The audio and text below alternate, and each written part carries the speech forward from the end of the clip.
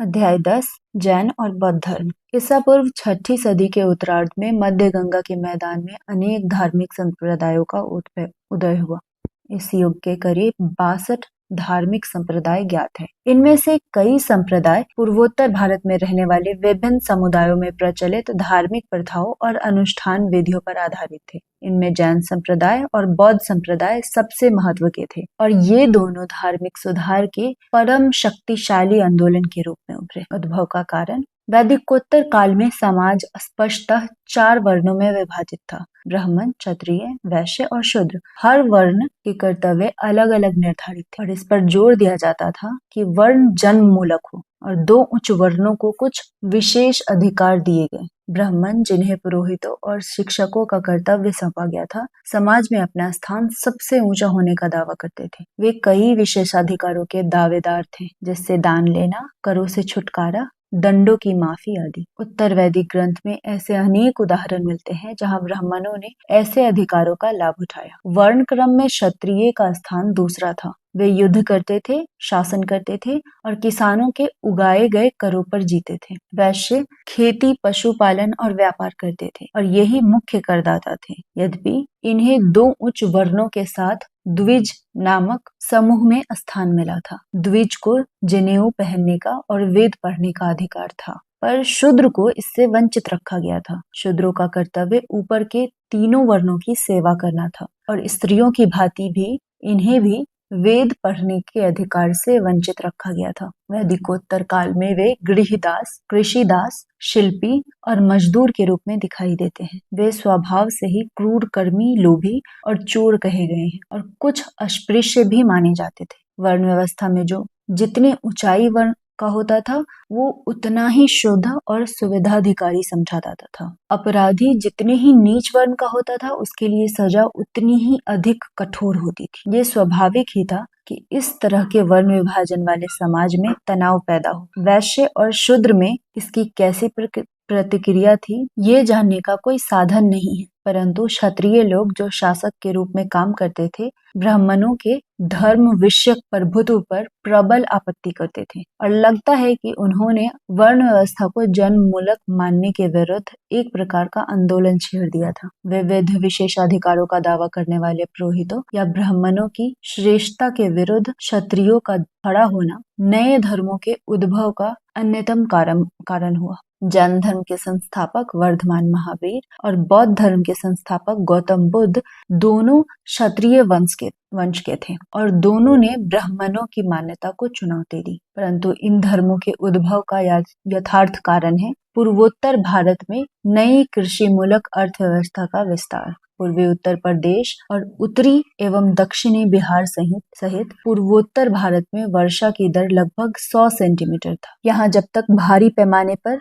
बस्ती नहीं बनी थी, घने जंगल छाए हुए थे। ऐसे घने जंगलों को साफ करना लोहे की कुल्हाड़ी के बिना आसान नहीं था। यद्यपि इस क्षेत्र में 600 ईस्वी पूर्व से पहले भी कुछ लोग बसते थे, पर उनके औजार हड्डी, पत्थर और तांबे के थे और वे नदी के किनारे, झीलों के पास और संगम स्थलों में कष्ट से जीवन बिताते थे, क्योंकि वहां बाढ़ और कटाव के फलस्वरूप बसने लायक खाली जमीन मिलती थी। 600 ईस्वी पूर्व के आसपास जब इधर लोहे का इस्तेमाल होने लगा, मध्य गंगा के मैदानों में लोग भारी संख्या में बसने लगे। इस क्षेत्र की मिट्टी में नमी अधिक है, अतः पूर्व काल के लोहे के बहुत सारे औजार बच नहीं सके। फिर भी कुछ एक कुल्हाड़ियां लगभग 600 से 500 ईस्वी पूर्व के स्तर से निकलती है। लोहे के औजारों के इस्तेमाल की बदौलत जंगलों की सफाई, खेती और बड़ी बड़ी बस्तियां संभव हुई। लोहे के फाल वाले हलों पर आधारित कृषि मूलक अर्थव्यवस्था में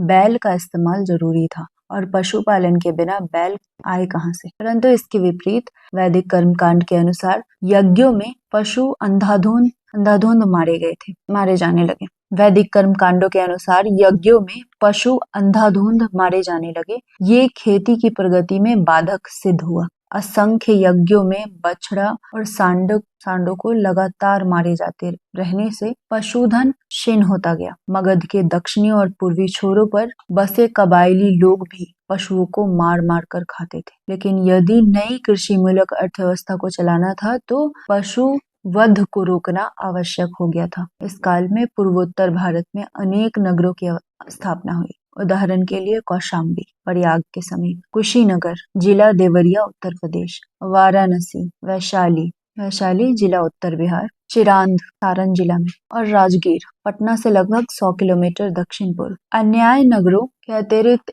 इन नगरों में बहुत से शिल्पी और व्यापारी रहते थे जिन्होंने सर्वप्रथम सिक्के चलाए। सबसे पुराने सिक्के ईसा पूर्व 5वीं सदी के हैं और वे पंचमार्क या आहत सिक्के कहलाते हैं। आरंभ में उनका प्रचलन पूर्वी उत्तर प्रदेश और बिहार में हुआ। स्वभावतः सिक्कों के प्रचलन से व्यापार वाणिज्य बढ़े और उसमें वैश्यों का महत्व बढ़ा। इससे वैश्यों का महत्व बढ़ा। ब्राह्मण प्रधान समाज में वैश्यों का स्थान तृतीय कोटि में था। प्रथम और द्वितीय कोटि में क्रमशः ब्राह्मण और क्षत्रिय आते थे। स्वभावतः वे ऐसे किसी धर्म की खोज में थे जहां उनकी सामाजिक स्थिति सुधरे। क्षत्रिय के अतिरिक्त वैश्यों ने महावीर और गौतम बुद्ध दोनों की उदारता पूर्वक सहायता की। वानिकों ने, जो सेट्ठी कहलाते थे, गौतम बुद्ध और उनके शिष्यों को प्रचुर दान दिए। इनके कई कारण थे। पहला ये कि जैन और बौद्ध धर्म की आरंभिक अवस्था में तत्कालीन वर्ण व्यवस्था का कोई महत्व नहीं दिया गया। दूसरा, वे अहिंसा का उपदेश देते थे जिससे विभिन्न राजाओं के बीच होने वाले युद्धों का अंत हो सकता था और इसके फलस्वरूप व्यापार वाणिज्य में उन्नति हो सकती थी। तीसरा, ब्राह्मणों की कानून संबंधी पुस्तकों में जो धर्म सूत्र कहलाती थी, सूद पर धन लगाने के कारोबार को निंदनीय समझा जाता था और सूद पर जीने वाले को अधम कहा जाता था। अतः जो वैश्य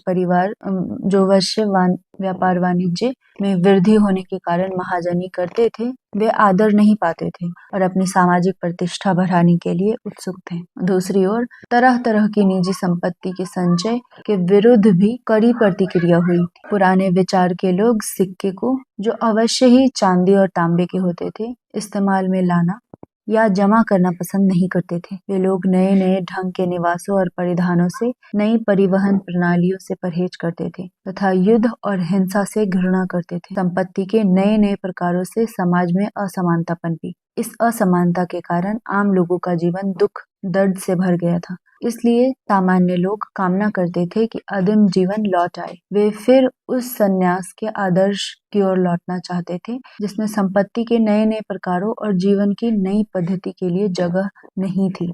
बौद्ध और जैन दोनों संप्रदाय सरल, शुद्ध और संयमित जीवन के पक्षधर थे। बौद्ध और जैन दोनों भिक्षुओं का आदेश था कि वे जमीन में विलास की वस्तुओं का उपभोग नहीं करें। उन्हें सोना और चांदी छूना मना था। उन्हें अपने दाताओं से उतना ही ग्रहण करना था जितने से उनकी प्राण रक्षा हो। इसलिए उन्होंने गंगा घाटी के नए जीवन में विकसित भौतिक सुख सुविधाओं का विरोध किया। दूसरे शब्दों में ईसा पूर्व 6वीं-5वीं सदी में मध्य गंगा के मैदान में हम भौतिक जीवन में हुए परिवर्तनों के विरुद्ध उसी प्रकार की प्रतिक्रिया देखते हैं जैसी प्रतिक्रिया आधुनिक काल में औद्योगिक क्रांति से आए परिवर्तनों के विरुद्ध देख रहे हैं। औद्योगिक क्रांति ने जिस प्रकार बहुत लोगों के मन में यंत्र पूर्व युग के जीवन में लौट जाने की चाह जगाई, उसी प्रकार अतीत के लोग भी लौह युग के पूर्व की जिंदगी में लौट जाना चाहते थे। वर्धमान महावीर और जैन संप्रदाय। जैन धर्मावलंबियों का विश्वास है कि उनके सबसे महान धर्मोपदेष्टा महावीर के पहले 23 और आचार्य हुए जो तीर्थंकर कहलाते थे। यदि महावीर को अंतिम या 24वां तीर्थंकर माने तो जैन धर्म का उद्भव काल ईसा पूर्व 9वीं सदी ठहरता है, परंतु आरंभ के अधिकतर तीर्थंकर अर्थात 15वें तीर्थंकर तक पूर्वी उत्तर प्रदेश और बिहार में उत्पन्न बताए गए हैं। इसलिए उनकी ऐतिहासिकता नितांत संदिग्ध है। मध्य गंगा के मैदान का कोई भी भाग ईसा पूर्व 6वीं सदी से पहले ठीक से आबाद नहीं हुआ था। स्पष्ट है कि इन तीर्थंकरों की, जो अधिकतर मध्य गंगा के मैदान में उत्पन्न हुए थे और जिन्होंने बिहार में निर्वाण प्राप्त किया, मिथक कथा जैन संप्रदाय की प्राचीनता सिद्ध करने के लिए गढ़ ली गई थी। जैन धर्म के प्राचीनतम सिद्धांतों के उपदेष्टा 23वें तीर्थंकर पार्श्वनाथ माने जाते हैं, जो वाराणसी के निवासी थे। वे राज्य सुख को छोड़कर सन्यासी हो गए, किंतु यथार्थ में जैन धर्म की स्थापना उनके आध्यात्मिक शिष्य वर्धमान महावीर ने की थी। महान सुधारक वर्धमान महावीर और गौतम बुद्ध का ठीक ठीक समय निश्चित करना कठिन है। एक परंपरा के अनुसार वर्धमान महावीर का जन्म 540 ईस्वी पूर्व में वैशाली नामक स्थान के पास किसी गांव में हुआ था। वैशाली की पहचान उत्तर बिहार में इसी नाम से नव स्थापित जिले में अवस्थित बसाढ़ से की गई है। उनके पिता सिद्धार्थ क्षत्रिय कुल के प्रधान थे। उनकी माता का नाम त्रिशला था, जो बिंबिसार के ससुर लिच्छवी नरेश चेतक की बहन थी। इस प्रकार महावीर के परिवार का संबंध मगध के राज परिवार से था। उच्च कुलों से संबंध रखने के कारण अपने धर्म प्रसार के क्रम में उन्हें राजाओं और राज सचिवों के साथ संपर्क करना आसान हुआ। आरंभ में महावीर गृहस्थ जीवन में थे, किंतु सत्य की खोज में वे 30 वर्ष की अवस्था में सांसारिक जीवन का परित्याग करके यति यानी सन्यासी हो गए। 12 वर्षों तक वे जहाँ तहाँ भटकते रहे। वे एक गांव में 1 दिन से अधिक और एक शहर में 5 दिन से अधिक न टिकते थे। कहा जाता है कि अपनी 12 साल की लंबी यात्रा के दौरान उन्होंने एक बार भी अपने वस्त्र नहीं बदले, किंतु जब 42 वर्ष की अवस्था में उन्हें कैवल्य प्राप्त हो गया तो उन्होंने वस्त्र का एकदम ही त्याग कर दिया। कैवल्य द्वारा उन्होंने दुख सुख पर विजय प्राप्त की। इस विजय के कारण वे महावीर अर्थात महानसुर या जिन अर्थात विजेता कहलाए और उनके अनुयायी जैन कहलाए। कोसल, मगध, मिथिला, चंपा आदि प्रदेशों में घूम घूम कर वे अपने धर्म का प्रचार 30 वर्षों तक करते रहे। उनका निर्वाण 468 ईस्वी पूर्व में 72 साल की उम्र में आज की राजगीर के समीप पावापुरी में हुआ। दूसरी परंपरा के अनुसार उनका देहांत 527 ईस्वी पूर्व में हुआ, परंतु पुरातात्विक साक्ष्य के आधार पर उन्हें निश्चित रूप से 6ठी शताब्दी ईस्वी पूर्व में नहीं रखा जा सकता। जिन नगरों और अन्य वास स्थानों से उनका संबंध था, उनका उदय 500 ईस्वी पूर्व तक नहीं हुआ था। जैन धर्म के सिद्धांत। जैन धर्म के 5 व्रत है। अहिंसा या हिंसा नहीं करना। दूसरा, अमृषा या झूठ न बोलना। तीसरा, अचौर्य या चोरी न करना। चौथा, अपरिग्रह या संपत्ति अर्जित नहीं करना। और 5वां, ब्रह्मचर्य या इंद्रिय निग्रह करना। कहा जाता है कि इनमें 4 व्रत पहले से चले आ रहे थे। महावीर ने केवल 5वें व्रत को जोड़ा। जैन धर्म में अहिंसा या किसी प्राणी को न सताने के व्रत को सबसे अधिक महत्व दिया गया है। कभी कभी इस व्रत के विचित्र परिणाम दिखाई देते हैं, जैसे कुछ जैन धर्मावलंबी राजा पशु की हत्या करने वालों को फांसी चढ़ा देते थे। महावीर के पूर्व तीर्थंकर पार्श्व ने तो अपने अनुयायियों को निचले और ऊपरी अंगों तक को वस्त्र से ढकने की अनुमति नहीं दी थी। महावीर के पूर्व तीर्थंकर पार्श्व ने तो अपने अनुयायियों को निचले और ऊपरी अंगों को वस्त्र से ढकने की अनुमति दी थी, पर महावीर ने वस्त्र का सर्वथा त्याग करने का आदेश दिया। इसका आशय ये था कि वे अपने अनुयायियों के जीवन में और भी अधिक संयम लाना चाहते थे। इसके चलते बाद में जैन धर्म 2 संप्रदायों में विभक्त हो गया। श्वेतांबर अर्थात सफेद वस्त्र धारण करने वाले और दिगंबर अर्थात नग्न रहने वाले। जैन धर्म में देवताओं का अस्तित्व स्वीकार किया गया है, पर उनका स्थान जिन से नीचे रखा गया है। बौद्ध धर्म में वर्णावस्था की जो निंदा है वो इस धर्म में नहीं है। बौद्ध धर्म में वर्ण व्यवस्था की जो निंदा है वो जैन धर्म में नहीं। महावीर के अनुसार पूर्व जन्म में अर्जित पुण्य या पाप के अनुसार ही किसी का जन्म उच्च या निम्न कुल में होता है। महावीर ने चांडालों में भी मानवीय गुणों का होना संभव बताया है। उनके मत में शुद्ध और अच्छे आचरण वाले निम्न जाति के लोग भी मोक्ष पा सकते हैं। जैन धर्म में मुख्यतः सांसारिक बंधनों से छुटकारा पाने के उपाय बताए गए। ऐसा छुटकारा या मोक्ष पाने के लिए कर्म कांडीय अनुष्ठान की आवश्यकता नहीं है। ये सम्यक ज्ञान, सम्यक ध्यान और सम्यक आचरण से प्राप्त किया जा सकता है। ये तीनों जैन धर्म का त्रिरत्न अर्थात 3 जौहर माने जाते हैं। जैन धर्म में युद्ध और कृषि दोनों वर्जित है, क्योंकि दोनों में जीवों की हिंसा होती है। फलतः जैन धर्मावलंबियों में व्यापार और वाणिज्य करने वालों की संख्या अधिक हो गई। जैन धर्म का प्रसार। जैन धर्म के उपदेशों के प्रचार प्रसार के लिए महावीर ने अपने अनुयायियों का संघ बनाया, जिसमें स्त्री और पुरुष दोनों को स्थान मिला। महावीर के अनुयायियों की संख्या 14,000 बताई जाती है, जो कोई बड़ी संख्या नहीं है। चूंकि जैन धर्म ने अपने को ब्राह्मण धर्म से स्पष्ट पृथक नहीं किया, इसलिए वह लोगों को अधिक संख्या में आकृष्ट करने में असफल रहा। ऐसा रहते हुए भी जैन धर्म धीरे धीरे दक्षिण और पश्चिम भारत में फैला, जहां ब्राह्मणीय धर्म कमजोर था। एक परवर्ती परंपरा के अनुसार कर्नाटक में जैन धर्म का प्रसार सम्राट चंद्रगुप्त मौर्य 322 से 298 ईस्वी पूर्व ने किया। उन्होंने जैन धर्म को अपना लिया, राज्य को त्याग दिया और अपने जीवन के अंतिम वर्ष में जैन साधु होकर कर्नाटक में जैन धर्म का प्रचार करते हुए बिताए। लेकिन इस परंपरा की पुष्टि अन्य किसी स्रोत से नहीं होती है। दक्षिण भारत में जैन धर्म के फैलने का दूसरा कारण ये बताया जाता है कि महावीर के निर्वाण के 200 वर्ष बाद मगध में भारी अकाल पड़ा। अकाल 12 वर्षों तक रहा। अतः बहुत से जैन बाहुभद्र के नेतृत्व में प्राण बचाने के लिए दक्षिणापथ चले गए। शेष जैन लोग थलबाहु के नेतृत्व में मगध में ही रह गए। प्रवासी जैनों ने दक्षिण भारत में जैन धर्म का प्रचार किया। अकाल समाप्त होने पर जब वे मगध लौट आए तो स्थानीय जैनों से उनका मतभेद हो गया। दक्षिण से लौटे जैनों का दावा था कि अकाल की अवधि में भी उन लोगों ने अपने धार्मिक नियमों का पालन किया है, लेकिन जो मगध में रहे उन्होंने नियमों का पालन नहीं किया और शिथिल हो गए। इस मतभेद को दूर करने के लिए और जैन धर्म के मुख्य उपदेशों को संकलित करने के लिए पाटलिपुत्र, आधुनिक पटना में एक परिषद का आयोजन किया गया, लेकिन दक्षिणी जैनों ने इस परिषद का बहिष्कार किया और इसके निर्णयों को मानने से अस्वीकार कर दिया। तब से दक्षिणी जैन दिगंबर कहलाए और मगध के जैन श्वेतांबर। अकाल होने की परंपरा बाद की है और ये संदेहास्पद मानी जाती है, किंतु इसमें कोई संदेह नहीं कि जैन 2 संप्रदायों में बट गए थे। परंतु कर्नाटक में जैन धर्म फैलने का पुरातात्विक साक्ष्य ईसा की 3री सदी के पहले का नहीं मिलता है। बाद की सदियों में, विशेषकर 5वीं सदी में कर्नाटक में बहुत सारे जैन मठ स्थापित हुए जो बस्ती कहलाते थे और उनके भरण पोषण के लिए उन्हें राजाओं से भूमि दान मिला। कलिंग या उड़ीसा में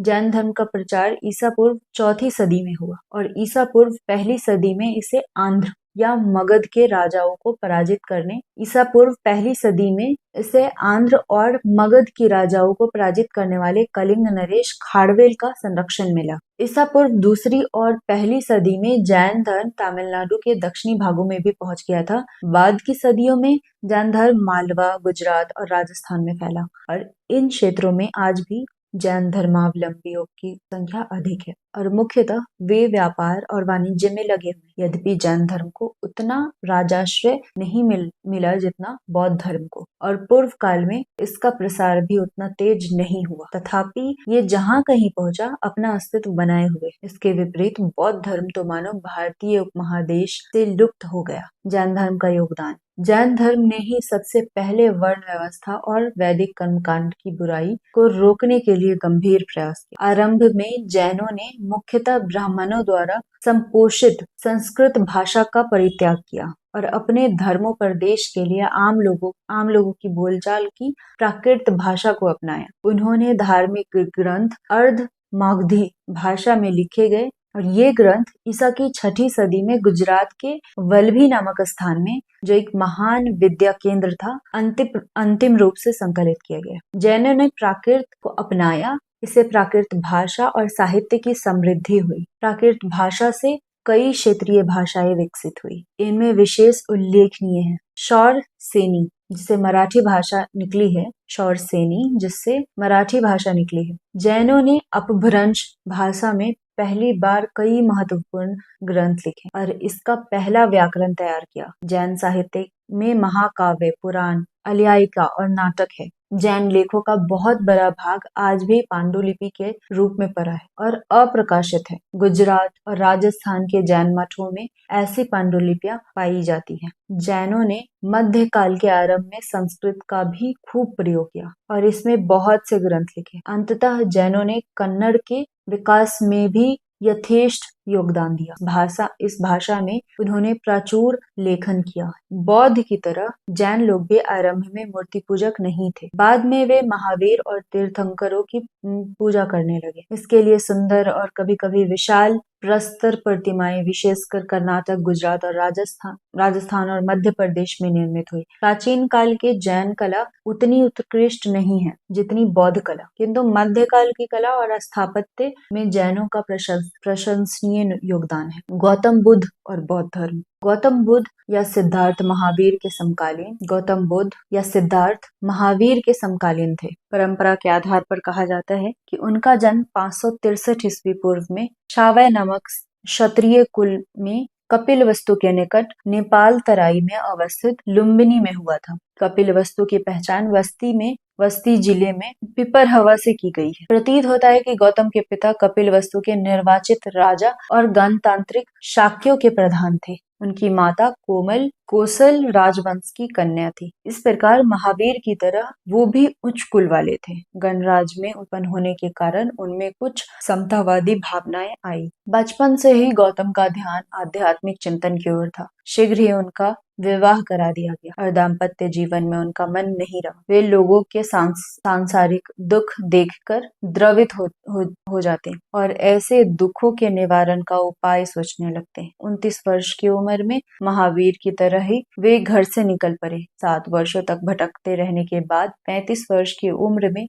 बोधगया में एक पीपल के वृक्ष के नीचे उन्हें ज्ञान प्राप्त हुआ। तब से वे बुद्ध अर्थात प्राज्ञावान कहलाने। गौतम बुद्ध ने अपना ज्ञान का प्रथम प्रवचन वाराणसी के सारनाथ नामक स्थान में किया। उन्होंने लंबी यात्रा करके अपना धर्म संदेश दूर दूर तक पहुंचाया। वो शरीर से खूब तगड़े थे, इसलिए वे एक दिन में 20 से 30 किलोमीटर तक पैदल चल लेते थे। वे लगातार 40 साल तक उपदेश देते रहे, चिंतन मनन करते, घूमते और भटकते रहे। केवल बरसात में ही एक स्थान पर टिके रहते। इस लंबी अवधि में उनका ब्राह्मणों सहित बहुत से प्रतिद्वंदी कट्टरपंथियों से मुकाबला हुआ, पर वे शास्त्रार्थ में सभी को पराजित करते गए। उनके धर्म प्रचार के कार्यों में ऊंच नीच, अमीर गरीब, स्त्री पुरुष के बीच कोई भेदभाव नहीं रहता था। एक परंपरा के अनुसार गौतम बुद्ध 80 वर्ष की उम्र में 483 ईस्वी पूर्व में कुशीनगर नामक स्थान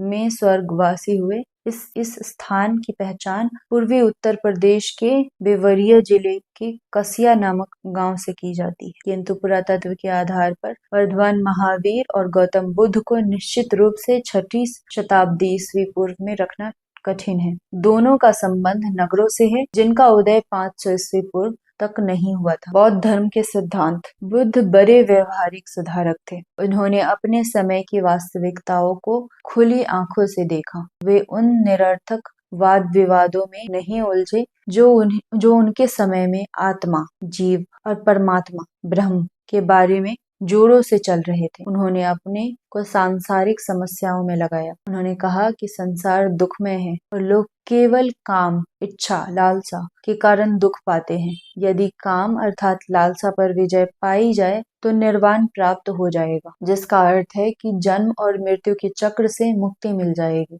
गौतम बुद्ध ने दुख की निवृत्ति के लिए अष्टांगिक मार्ग, अष्टविध साधन बताया। यह अष्टांगिक मार्ग ईसा पूर्व 3री सदी के आसपास के एक ग्रंथ में बुद्ध का बताया हुआ कहा गया है। ये 8 साधन हैं: सम्यक दृष्टि, सम्यक संकल्प, सम्यक वाक, सम्यक कर्मांत, सम्यक आजीव, सम्यक व्यायाम, सम्यक स्मृति और सम्यक समाधि। यदि कोई व्यक्ति इन 8 मार्गों का अनुसरण करे तो उन्हें पुरोहितों के फेर में नहीं पड़ना पड़ेगा और वो अपना लक्ष्य प्राप्त कर लेगा। उनकी शिक्षा है कि अत्यधिक विलास करना चाहिए, न अत्यधिक विलास करना चाहिए, न अत्यधिक संयम। वे मध्यम मार्ग के प्रशंसक थे। जैन तीर्थंकरों की तरह बुद्ध ने भी अपने अनुयायियों के लिए आचार नियम, विनय निर्धारित किए। इन आचार संहिता के मुख्य नियम हैं: पहला, पराये धन का लोभ नहीं करना। दूसरा, हिंसा नहीं करना। तीसरा, नशे का सेवन नहीं करना। चौथा, झूठ नहीं बोलना। और 5वां, दुराचार से दूर रहना। सामाजिक आचरण के ये नियम सामान्य रूप से प्रायः सभी धर्मों में निर्धारित है। बौद्ध धर्म की विलक्षणताएं और इसके प्रसार के कारण। बौद्ध धर्म ईश्वर और आत्मा को नहीं मानता है। इस बात को हम भारत के धर्मों के इतिहास में क्रांति कह सकते हैं। बौद्ध धर्म शुरू में दार्शनिक वाद विवादों के जंजाल में फंसा नहीं था, इसलिए वो ये सामान्य लोगों को भाया। ये विशेष रूप से निम्न वर्गों का समर्थन पा सका क्योंकि इसमें वर्ण व्यवस्था की निंदा की गई है। बौद्ध संघ का दरवाजा हर किसी के लिए खुला रहता था, चाहे वो किसी भी जाति का हो। संघ में प्रवेश का अधिकार स्त्रियों को भी था, जिससे उन्हें पुरुषों की बराबरी प्राप्त होती थी। ब्राह्मण धर्म की तुलना में बौद्ध धर्म अधिक उदार और अधिक जनतांत्रिक था। बौद्ध धर्म वैदिक क्षेत्र के बाहर के लोगों को अधिक भाया और वे लोग आसानी से इस धर्म में दीक्षित हुए। मगध के निवासी इस धर्म की ओर तुरंत उन्मुख हुए क्योंकि कट्टर ब्राह्मण उन्हें नीच मानते थे और मगध आर्यों की पुण्य भूमि आर्यावर्त अर्थात आधुनिक उत्तर प्रदेश की सीमा से बाहर पड़ता था। अभी भी उत्तर बिहार के लोग गंगा के दक्षिण मगध में मरना पसंद नहीं करते। बुद्ध के व्यक्तित्व और धर्मोपदेश करने की उनकी प्रणाली दोनों ही बौद्ध धर्म के प्रचार में सहायक हुए। वे भलाई करके बुराई को भगाने तथा प्रेम करके घृणा को भगाने का प्रयास करते थे। निंदा और गाली से उन्हें क्रोध नहीं आता था। कठिन स्थितियों में भी वे धीर और शांत बने रहते थे और अपने विरोधियों का सामना चातुर्य और प्रत्युत्पन्न मति से करते थे। कहा जाता है कि एक बार एक अज्ञानी व्यक्ति ने उन्हें गालियां दी, वे चुपचाप सुनते रहे। उस व्यक्ति का गाली देना बंद हुआ तो उन्होंने पूछा, वत्स, यदि कोई दान को स्वीकार नहीं करे तो उस दान का क्या होगा? विरोधियों ने उत्तर दिया, वो देने वालों के पास ही रह जाएगा। तब बुद्ध ने कहा, वत्स, मैं तुम्हारी गालियां लेना स्वीकार नहीं करता। जनसाधारण की भाषा पाली को अपनाने से भी बौद्ध धर्म के प्रचार में बल मिला। इससे आम जनता में बौद्ध धर्म का प्रचार आसान हुआ। गौतम बुद्ध ने संघ की स्थापना की, जिसमें हर व्यक्ति जाति या लिंग का भेद के बिना प्रवेश कर सकता था। भिक्षुओं के लिए एक ही शर्त थी कि उन्हें संघ के नियमों का निष्ठापूर्वक पालन करना होगा। बौद्ध संघ में शामिल होने के बाद इसके सदस्यों को इंद्रिय निग्रह, अपरिग्रह यानी धनहीनता और श्रद्धा का संकल्प लेना पड़ता था। इस प्रकार बौद्ध धर्म के 3 प्रमुख अंग हैं,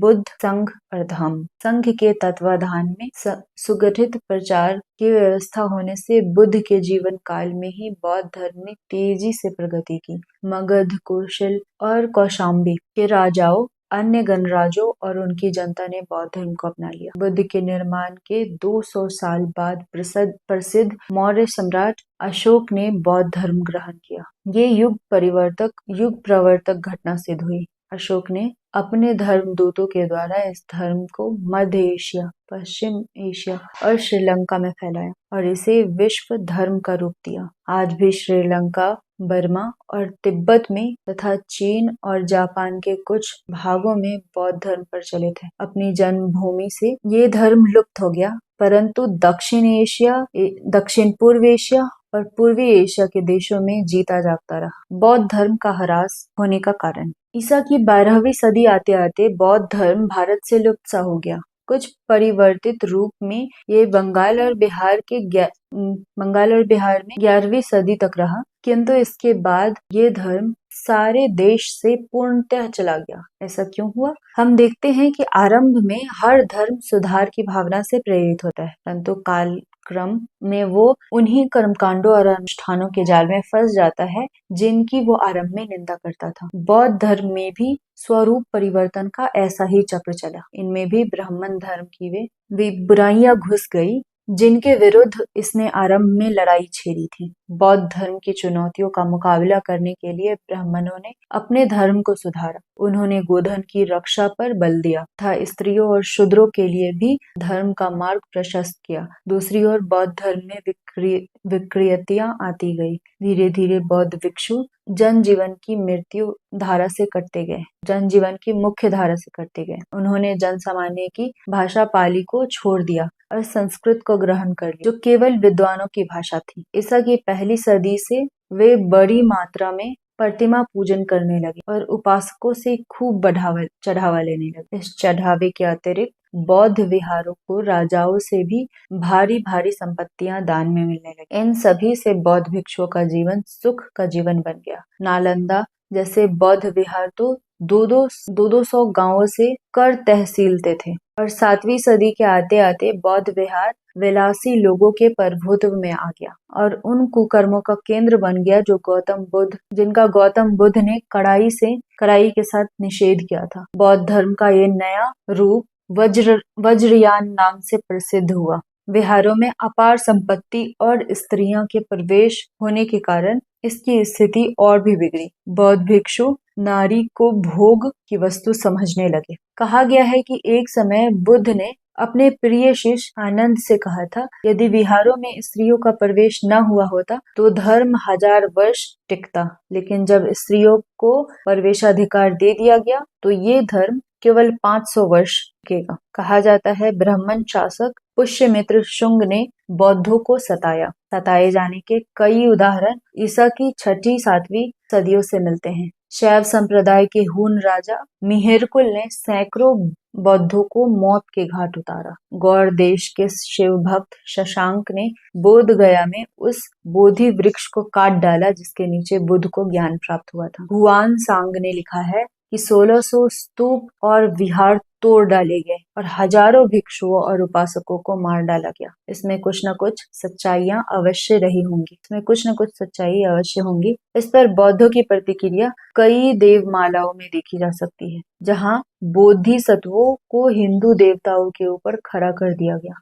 मध्यकाल के आरंभ में दक्षिण भारत में शैव और वैष्णव दोनों संप्रदाय के लोगों ने जैनों और बौद्धों का कड़ा विरोध किया। ऐसे संघर्षों से बौद्ध धर्म अवश्य कमजोर हुआ होगा। विहारों में अपार संपत्ति को देखकर तुर्की हमलावरों की ललचाई नजर उन पर पड़ी। विहार में अपार संपत्ति को देखकर तुर्की हमलावरों की ललचाई नजर उन पर पड़ी। ये विहार उन लोभी हमलावरों के विशेष लक्ष्य हो गए। तुर्कों ने बिहार में अनेक बौद्ध भिक्षुओं का संहार किया। यद्यपि कुछ भिक्षु जान बचाकर नेपाल और तिब्बत भाग गए। मोटे तौर पर 12वीं सदी तक बौद्ध धर्म अपनी जन्मभूमि से करीब गायब हो चुका था। बौद्ध धर्म की उपादेयता और प्रभाव। संघबद्ध बौद्ध धर्म अंततः लुप्त हो जाने पर भी भारत के इतिहास में अपनी अमिट छाप छोड़ गया। ईसा पूर्व 6ठी सदी में पूर्वोत्तर भारत की जनता के सामने जो समस्याएं खड़ी थी, उनकी बौद्धों ने प्रबल जागरूकता दिखाई। लोहे के फार वाले हल से चली खेती, व्यापार और सिक्कों के प्रचलन से व्यापारियों और अमीरों को धन संचित करने का मौका मिला। 80 कोटि धान वाले व्यक्ति की भी चर्चा मिलती है। 80 कोटि धान वाले व्यक्ति की भी चर्चा मिलती है। इन सभी को संभवतः सामाजिक और आर्थिक असमानता भारी मात्रा में उत्पन्न हुई सभी से। इसलिए बौद्ध धर्म ने घोषणा की कि धन संचय नहीं करना चाहिए। इस धर्म के अनुसार दरिद्रता, घृणा, क्रूरता और हिंसा की जननी है। इन बुराइयों को दूर करने के लिए बुद्ध ने उपदेश दिया कि किसानों को बीज और अन्य सुविधाएं मिलनी चाहिए, व्यापारियों को धन मिलना चाहिए और श्रमिकों को मजदूरी मिलनी चाहिए। इन उपायों की अनुशंसा सांसारिक दरिद्रता को दूर करने के लिए की गई। बौद्ध धर्म ये भी उपदेश देता है कि जो दरिद्र व्यक्ति भिक्षुओं को भीख देगा वो अगले जन्म में धनवान होगा। भिक्षुओं के आचरण के लिए बनाई गई नियम संहिता ईसा पूर्व 6ठी और 5वीं सदी वाले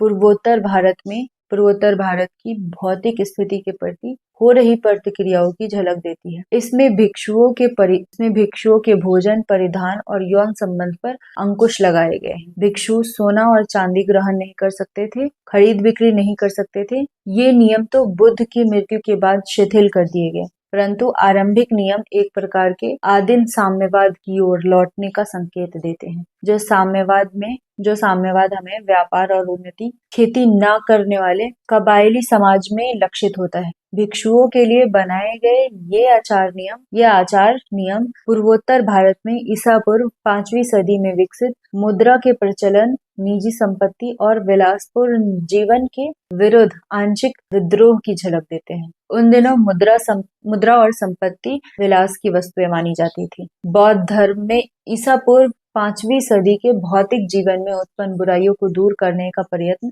किया और साथ ही लोगों के सामाजिक एवं आर्थिक जीवन में हुए परिवर्तनों को अस्थायी बनाने की ओर भी कदम उठाया। संघ में कर्जदारों कर्जदारों का प्रवेश वर्जित कर दिया गया। इससे स्पष्टतः महाजनों और धनवानों को लाभ हुआ, क्योंकि कर्जदार अब संघ में शामिल होकर उनके शिकंजे से मुक्त नहीं हो सकते थे। इस प्रकार संघ ने दासों के प्रवेश निषेध का नियम बनाया, जो दासों के स्वामियों के लिए लाभकारी हुआ। इस प्रकार गौतम बुद्ध के उपदेशों और नियमों में भौतिक जीवन में आए परिवर्तनों को पूरी ध्यान में रखा गया और सैद्धांतिक रूप से उसे दृढ़ बनाया गया। यूं तो बौद्ध भिक्षु संसार से विरक्त रहते थे और बार बार लोभी ब्राह्मणों की निंदा करते थे, फिर भी कई मामलों में ब्राह्मणों से उनका साम्य था। दोनों उत्पादन में प्रत्यक्ष रूप से भाग नहीं लेते थे और समाज में मिली भीख या दान पर जीते थे। दोनों ही बताते थे कि परिवार का पालन करना, निजी संपत्ति की रक्षा करना और राजा का आदर करना अच्छा है।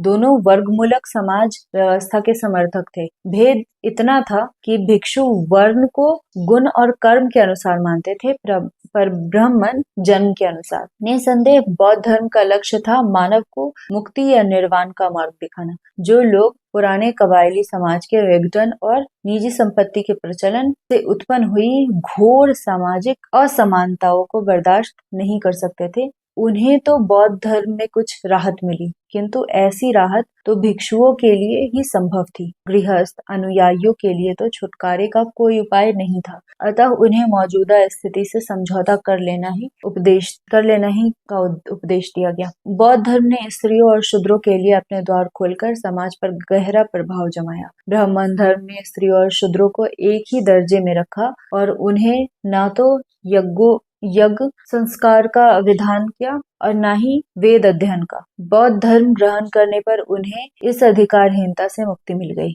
बौद्ध धर्म ने अहिंसा और जीव मात्र की प्रति दया की भावना जगाकर देश में पशुधन की वृद्धि की। प्राचीनतम बौद्ध ग्रंथ सुत्तनिपात में गाय को भोजन, रूप और सुख देने वाली अन्नदा वंदा सुखदा कहा गया है और इस कारण इसकी रक्षा करने का उपदेश दिया गया। ये उपदेश एक मौके पर आया जब आर्येतर लोग मांस के लिए और आर्य लोग धर्म के लिए पशुधन का संहार करते थे और करते जा रहे थे। ब्राह्मण धर्म में गाय की पूजनीयता और अहिंसा पर जोर पड़ने का कारण स्पष्टतः बौद्ध धर्म के उपदेशों का प्रभाव है। बौद्ध धर्म ने बौद्धिक और साहित्यिक जगत में भी चेतना जगाई। उसने लोगों को सुझाया कि किसी वस्तु को यूं ही नहीं बल्कि भली भांति गुण दोष का विवेचन करके ग्रहण करे। बहुत हद तक अंधविश्वास का स्थान तर्क ने ले लिया। इससे लोगों में बुद्धिवाद पनपा और अपने नए धर्म के सिद्धांत का प्रतिपादन करने के लिए बौद्ध धर्म में नए प्रकार का साहित्य सृजन की। उन्होंने अपने लेखन से पाली को समृद्ध किया। आरंभिक पाली साहित्य 3 कोटियों में बांटा जा सकता है। प्रथम कोटि में बुद्ध के वचन और उपदेश हैं। दूसरी कोटि में संघ के सदस्यों द्वारा पालनीय नियम आते हैं और तीसरी में धम्म का दार्शनिक विवेचन। ईसा की प्रथम 3 सदियों में पाली और संस्कृत को मिलाकर बौद्धों ने एक नई भाषा चलाई जिसे मिश्रित या हाइब्रिड संस्कृत कहते हैं। बौद्धों की साहित्यिक गतिविधि मध्य युग में भी चलती रही। पूर्वी भारत की कुछ प्रख्यात अपभ्रंश कृतियां बौद्धों की देन है। बौद्ध विहार महान विद्या केंद्र हो गए, जिन्हें आवासीय विश्वविद्यालय की संज्ञा दी जा सकती है। इनमें बिहार का नालंदा और विक्रमशिला तथा गुजरात में वल्लभी उल्लेखनीय है। प्राचीन भारत की कला पर बौद्ध धर्म का स्पष्ट प्रभाव है। भारत में पूजित पहली मानव प्रतिमाएं शायद बुद्ध की ही है। श्रद्धालु उपासकों ने बुद्ध के जीवन की अनेक घटनाओं को पत्थरों में उकेरा।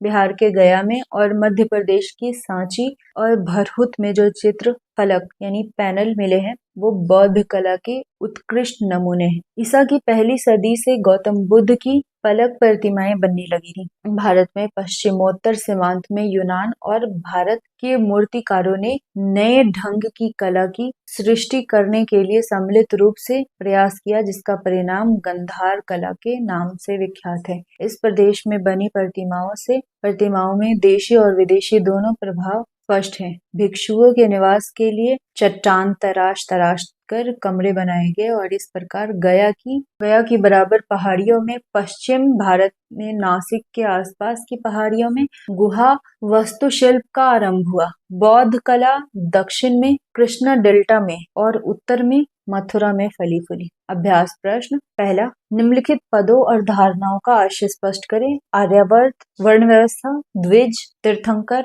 निर्वाण, जिन, अहिंसा, संघ, धम्म। दूसरा प्रश्न, ईसा पूर्व 6ठी सदी में नए धार्मिक संप्रदायों के उद्भव का कारण बताइए। तीसरा प्रश्न, जैन धर्म के मुख्य उपदेश क्या क्या हैं? भारतीय समाज पर इसका क्या प्रभाव पड़ा? चौथा प्रश्न, बौद्ध धर्म के मुख्य उपदेशों का वर्णन करें। भारतीय समाज पर इसका क्या प्रभाव पड़ा? पांचवा प्रश्न, जैन और बौद्ध धर्म के उद्भव की सामाजिक और आर्थिक पृष्ठभूमि क्या थी और इन दोनों धर्मों के सामाजिक पहलू क्या थे? छठा प्रश्न, बताइए कि बौद्ध धर्म के प्रसार के क्या क्या कारण थे? बौद्ध संघ के संगठन और उसकी भूमिका का विवेचन करें। सातवां प्रश्न, भारत में बौद्ध धर्म का तो पतन हो गया पर जैन धर्म कुछ भागों में जगा रहा, इसके कारण की समीक्षा करें। आठवां प्रश्न, मगध नए नए धार्मिक आंदोलनों का केंद्र क्यों हुआ? नौवां प्रश्न, बताइए कि बौद्ध धर्म का पतन हो जाने के बाद भी